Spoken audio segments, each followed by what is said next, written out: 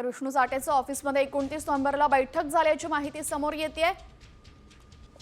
सरपंच संतोष देशमुख हत्या प्रकरणासंदर्भातली महत्त्वाची अपडेट आपण पाहतोय। सुनावणी सुरू आहे आणि देशमुख कुटुंबाचं वकीलपत्र यावेळी सादर करण्यात आलेलं आहे।